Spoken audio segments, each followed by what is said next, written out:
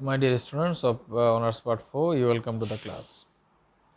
We were discussing Agamemnon's Aeschylus, and in my previous lecture, I have deeply analyzed the character of Agamemnon, after whom the tragedy is named.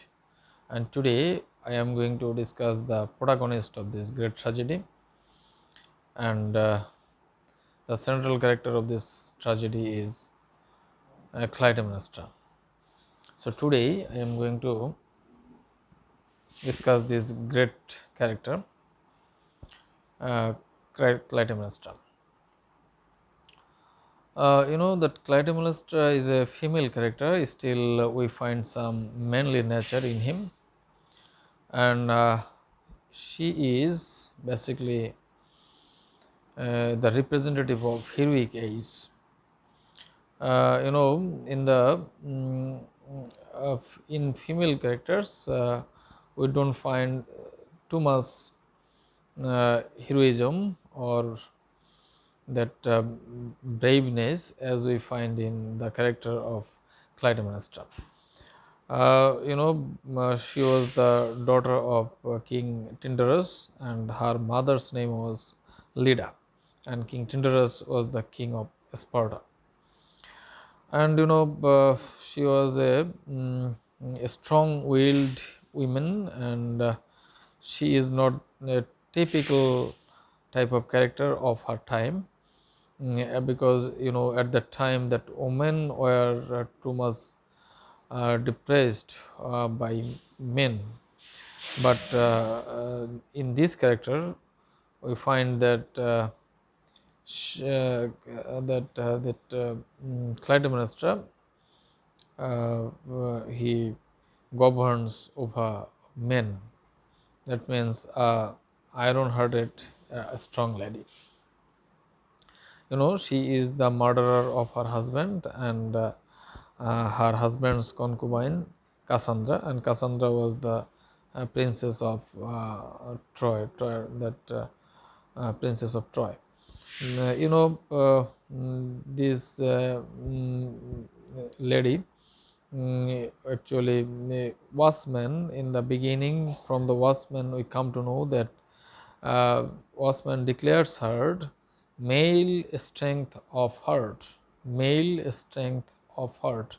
That means he has the strength of a man in her heart. In spite of being a woman, she has that capability or brave or strength or majesty or grandeur like a man.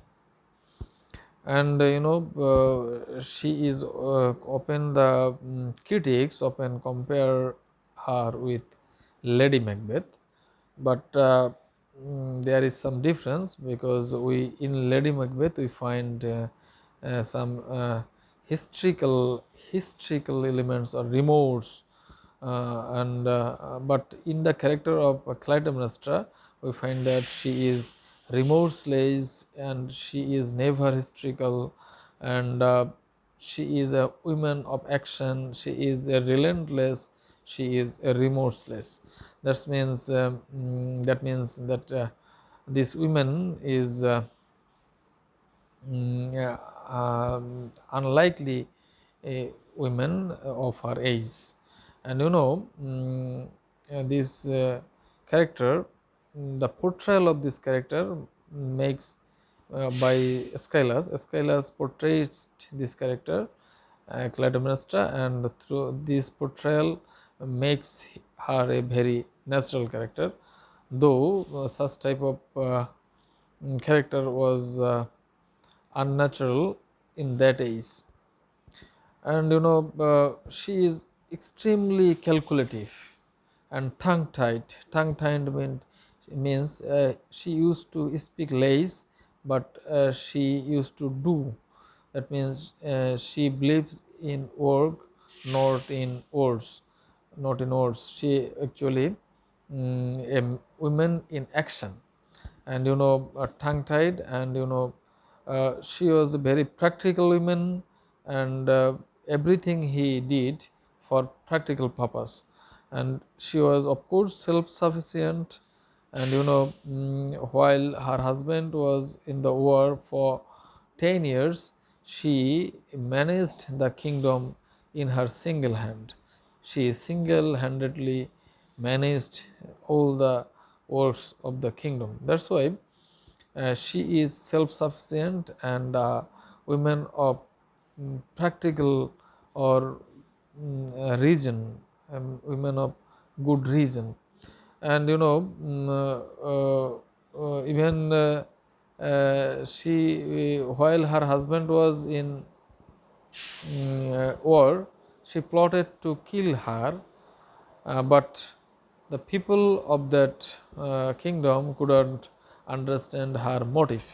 Even her illegal lover, that is Aegisthus, didn't know her motive. That means she used to speak less, but she planned well and did the work according to his plan. And therefore she showed her excellence in wickedness. And uh, she is of course a pretender, and artful pretender of course.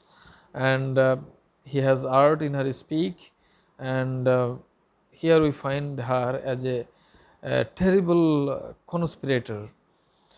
Such a lady is unique in literature. Such a character is unique in literature as a lady. And after when her husband came to Argos, came back to Argos after winning the battle, she managed her to work through the red carpet or that purple tapestries. Her husband basically didn't had that heart to work over that purple tapestry, but she managed him to work. That means she had that willpower. She can manage others. She has that power that can exercise on others. And